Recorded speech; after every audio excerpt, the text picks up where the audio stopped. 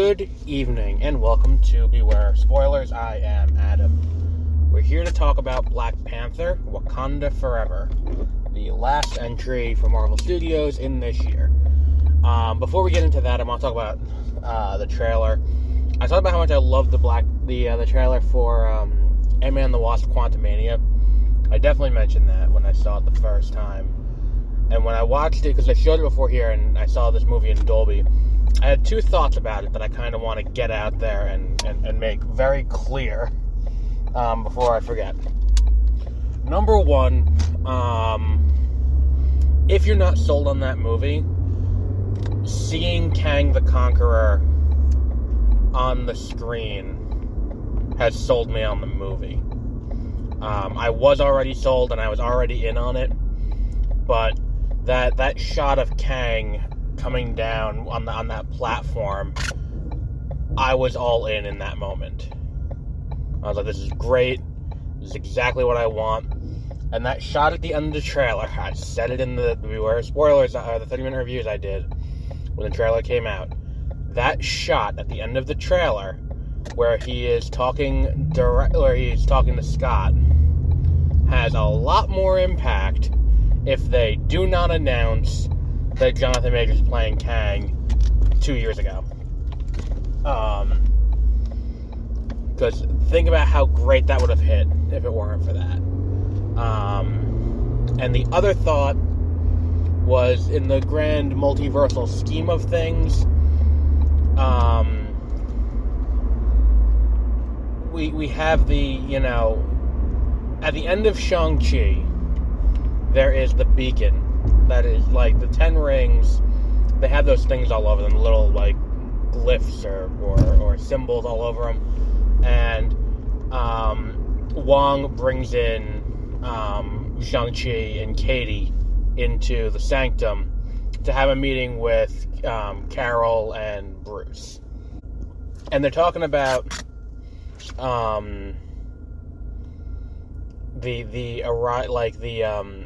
the fact that the thing is sending a signal out. They don't know where it's sending a signal out to, but it's sending a signal like a beacon. And then in the post-credit for Miss Marvel, her bangles have the same kind of symbols on it. I kind of want to go back and watch that post-credit scene again. Because I'm thinking they're all bound to the quantum realm, because those same symbols are all over that trailer. And it's just great music selection, too, with Goodbye Yellow Brick Road by Elton John. It's just great music. Anyway, all I wanted to do about Ant-Man and the Wasp: Quantumania, I think that's what we're going to get, is that these are going to be artifacts that are tied together, and I think we're going to get a lot of movement toward the end of the end game, for lack of a better word, of the multiverse saga next year, between the Marvels, which comes out in July, and Quantumania. I don't know if Guardians is going to play into it, or if, I forgot what the November movie is, or maybe they just vacated the November movie entirely. But I don't know if we're going to get any movement on that, but whatever.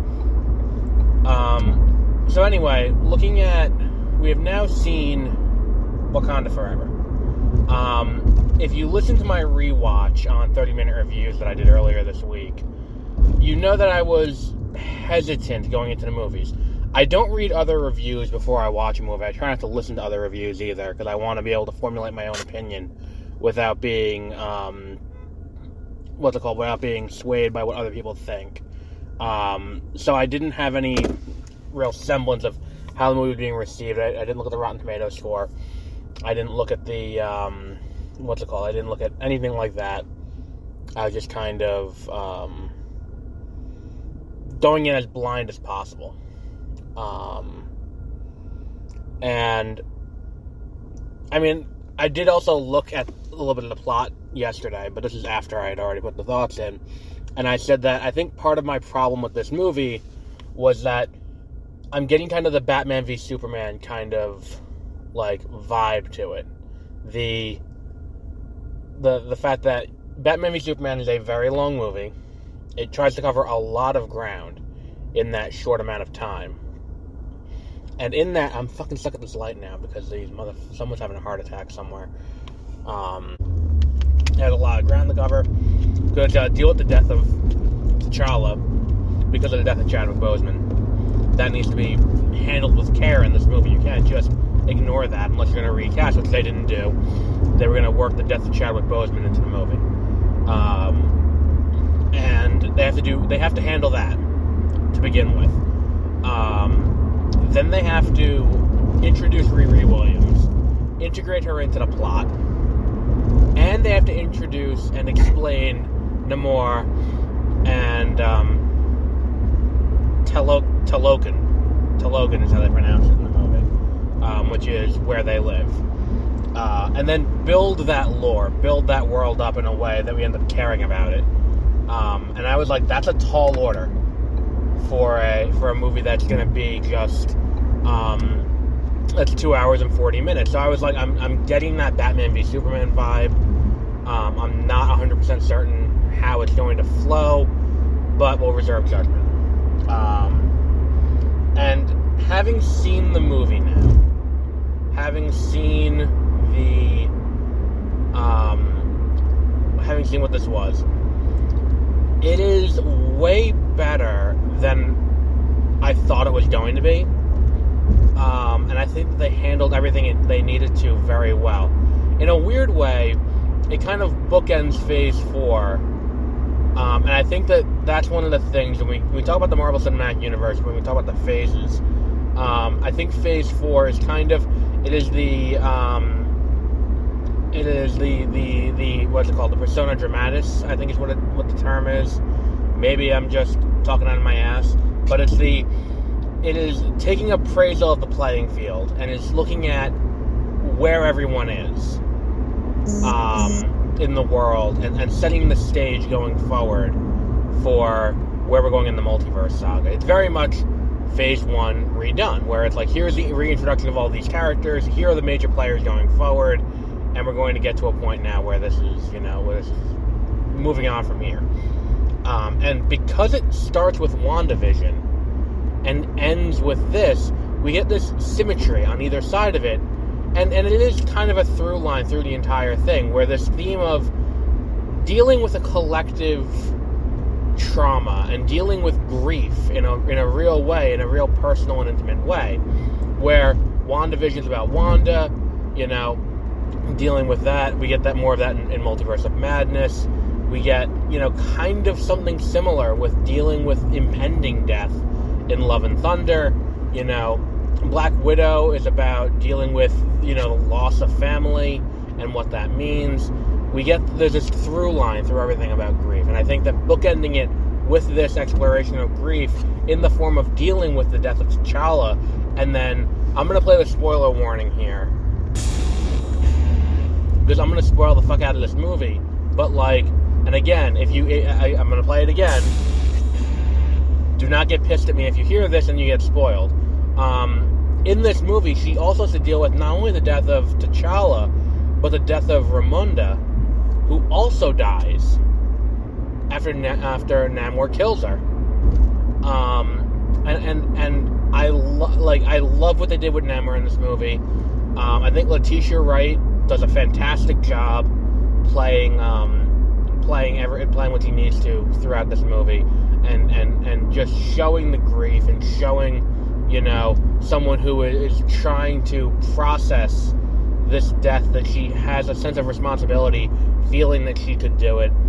I think the only weak point of the movie,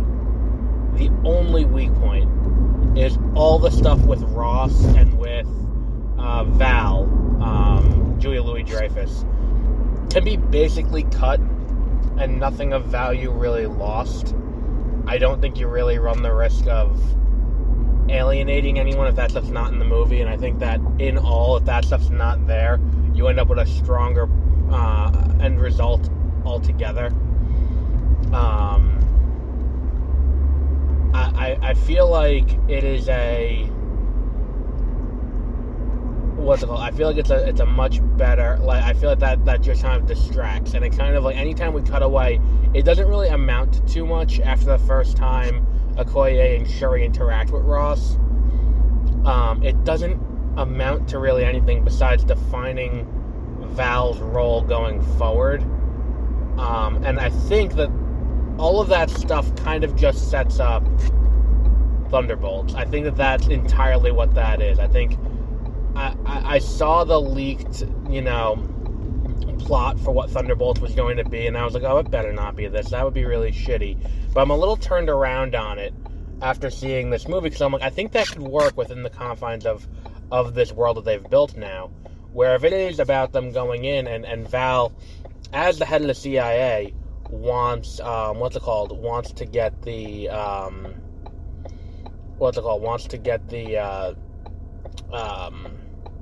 vibranium from Wakanda. If that's where this is going, I think that we kind of set it up here in a way that could make it interesting. It's just for the sake of this movie. And by the way, if you cut that stuff out with the two of them, it does cut the runtime down to not, more manageable, because I still think that 2 hours and 30 is a little bit much. But you would probably get down to around 2:30. Because it's like, it doesn't, like, the entire through line there doesn't add anything. That's my big problem with it, is that it doesn't, there is no, there's no addition to the plot by having Val present and having Val doing anything here. And I think the movie would just be better off without her entirely, and without, I would say, Ross from after they introduce, like, after they go to him and it's like, hey, can you point us toward Riri Williams? That would have been better. And I think that maybe if you want to keep that runtime, which at that point, if you're cutting her entirely, then whatever. But if you want to keep that runtime and still build towards something in the universe later, I think we would have been better served using that runtime, kind of building Riri as a character.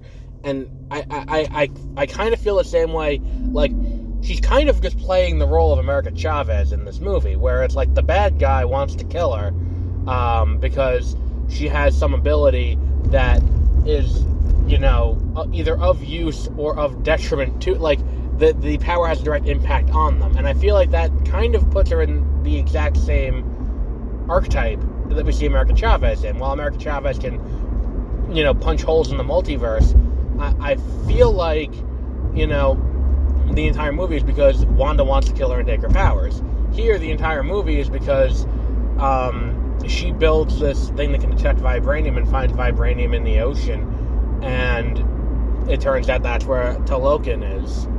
And, Namora's like, we can't let her tell everyone where we are because that'll fuck up our way of life. And I think that one of the things this movie does very well, and it is very much what Ryan Coogler does very well, is much like in Black Panther, both sides of the coin are equally valid. Whereas, like, in Black Panther, while his plan may have been ridiculous, Killmonger, you can totally see where he comes from. And you can totally understand why he's doing what he's doing. What he's doing is wrong, but you can see why. It's the same thing with the Professor X and Magneto, dyad, for lack of a better term. I know Star Wars kind of fucked up that word for us. But, you can see both of them want the same thing at the end of the day. It's just Magneto's going about it in a militant way instead of, trying to do it peaceably. And in this movie, it is, she's like, look, we will keep her in Wakanda. And it's like, even that's not a solution that's great, because it kind of takes away any autonomy that she has that takes away any autonomy Riri has as a person. But whatever, I mean, it's like, look, we'll keep her in Wakanda, that'll solve the problem right there, and then we'll move on from there. And it's like, and again, it's like all of that stuff with the destabilization of Wakanda, with the UN and all of that, really has very little impact on the plot. At all. I'm not entirely sure who Lake Bell was playing, but Lake Bell is a big enough actress that I don't think she's just playing, I don't think she's just playing some researcher in one scene. This isn't the DCEU where they're gonna bring in, what's her name? Jana. Fuck. What was the character? What was her name? She was in. She played Joanna in the Hunger Games, but they brought her in to be a scientist. For Star Labs, they're not. I'm like, Marvel's not gonna bring her in, this woman, just to be this small thing. In maybe did she die? I think she had to have died. I don't remember. It was so early in the movie, and that's the thing too.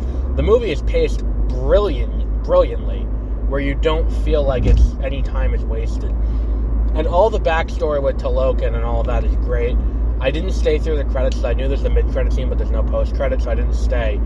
But maybe it was just me reading too deeply into the music. And by the way, Ludwig Göransson does not need to go as hard as he does on these fucking scores, but he is, I think, my favorite current, composer. He does such a great job with everything he has his hands on. Like The Mandalorian's great, Black Panther was great, and even this is great. And they do so much in this movie with silence that it works so, like, silence and the dark are two things that this movie kind of weaponizes towards you in a way that's really interesting and unique. I think too that where was I going with that? When they're talking about Namor, and he's talking about his backstory and all of that, and he goes, well, everyone else, they drank the heart-shaped herb for Talokan, and they started to they turned blue, but his mom was pregnant with him when she drank it, and when he was born, he was born with the powers that he has, where he had wings on his feet. He was born with pointy ears, because he can go between the two worlds. And I thought, I didn't stay through the credits to validate, because it would definitely be in the credits, but I thought, because the next line is, I was a mutant, and Namor is the first mutant in more ways than one, and I could have swore I heard that little bit of the X-Men theme that they've been leaning into when they do stuff. Like in Miss Marvel, they had that little, like, like that. I thought it was worked into that score just a hair, and I'm like, this is the single greatest thing ever. Some of the action isn't great, some of the CGI isn't great, but it's all kind of, fluid, for lack of a better word. I guess I cannot highly recommend this movie highly enough. If you have not yet seen Black Panther: Wakanda Forever, and based on the box office, it feels like most people will have seen this movie by the time this review goes up, you have to go out and see this movie. It is just amazing. I would go so far as to say it salvages the year for Marvel, because I don't think this has been their strongest year. We're gonna do a ranking. I know me and Joe's are gonna do a ranking of Phase 4 once we've wrapped up everything with Phase 4, and after the I think I'll look at the Guardians holiday special, but after that we're gonna do a ranking of Phase 4, and this is gonna be somewhere near the top. And I think that part of it is, like, this year was a pretty weak year. Because, like, I liked Moon Knight, but when I was making the list, I was like, oh shit, I forgot Moon Knight even came out in Phase 4, and, like, Miss Marvel kind of fizzled, and what else was there even, this year? I did like She-Hulk. I think if it weren't for She-Hulk, this would be the best of the... Well, no, I think it's better than She-Hulk. Well, we'll see when we do the ranking, but it's definitely up there, and definitely worth the time to see. It is such a great movie. I'm genuinely surprised how much I liked it, considering how much I was unimpressed on a subsequent viewing of Black Panther. And how much I liked it when I saw it the first 2 times. I saw them in theaters, and then when I watched it the 3rd time, I was like, it's not as good as it was. Like, and it's not that it has aged. I mean, some of the effects have aged poorly, don't get me wrong, but it's not that the movie has necessarily aged poorly in any real way. It's more just there's nothing there to really be like, this is a great, besides the performances. And I think the performances here can, rival that. And there's a bit at the end. I think that, like, the ending of the movie is going to seal it for a lot of people. The very end. And look, I think that one other thing before we sign off on this, in Endgame, there is a throwaway joke where they're trying to figure out time travel. You're probably familiar with the scene, because it's been memed to death. So they are, they have Scott tethered to the time portal, and they're getting ready to send him through time. They send him into the portal. He comes back, and he's an old ass man. And then, Steve's like, get him back. And I send him back through, and he's a baby. I'm like, all right, fix him. And then they do it a fourth time. They do it again, and he's like a kid. They do it a fourth time, and he is an adult. And, then we get the time travel and all of that. And there's a small thing that happens at the end of that scene, where it's not even in the scene, it's in the next scene. They go to, it cuts to outside, and Steve's outside sulking, outside the Avengers campus, in upstate New York. And he's sulking because the mission was a failure. Tony Stark pulls up. And I think that was the one thing that was missing too, is I would have liked to have seen a little bit of exploration into Riri's idolization of Tony Stark, if she really wants to build an Iron Man armor that much. Because we get one mention in the movie, and it just sure looks like, is that Stark tech? Like that. I would have liked, I would have rather used the time they spent with Val to explore that a little bit further. So we get this moment where she is, Tony Stark pulls up and gets out of the car, and he's like, what's wrong with you? You turned him into a baby, didn't you? And Scott's like, yeah, how did you know?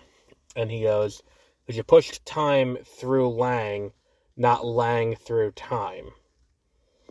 Now, the post-credit scene of this movie introduces, and again, and I say post-credit scene, I mean mid-credit scene, but it introduces T'Challa.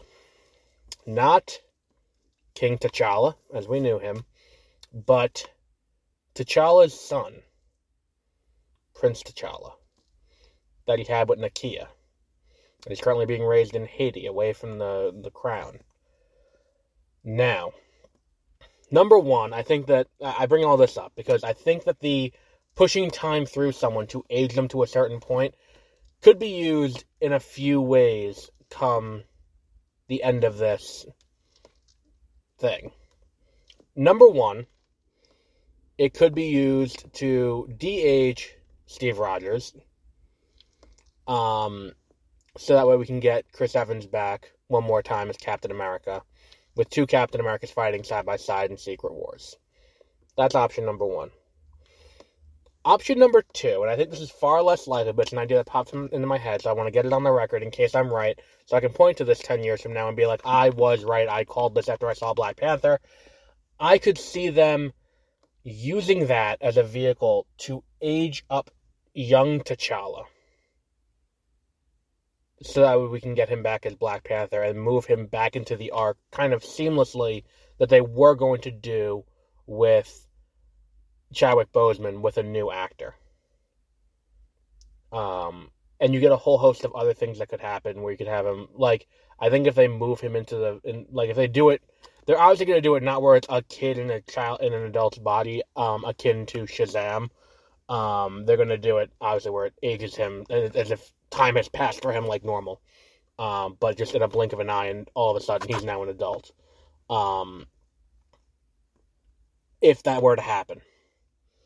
Again, I'm baselessly speculating here. I know nothing. I just saw that scene, and I'm like, look, they're introducing this kid named T'Challa. I think it's either they're going to play the long game with this, or they're going to rush it along to get T'Challa back as a usable entity. Because there's no other reason to name the kid also T'Challa. Besides that. But we'll wrap up there for today. I will continue my playthrough of Sonic Frontiers, and once I am done with that, I will have a full review of Sonic Frontiers. I did a first impressions this morning on this feed. If you want to check it out, you can check it out there. We'll be watching Titans at some point, and on Monday, we have a review of something coming out on Friday.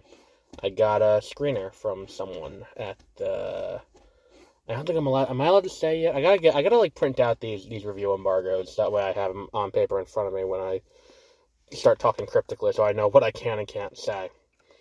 But yeah, we will wrap up there for today. And we'll be back with more stuff as it happens. So until then, have a great rest of your week.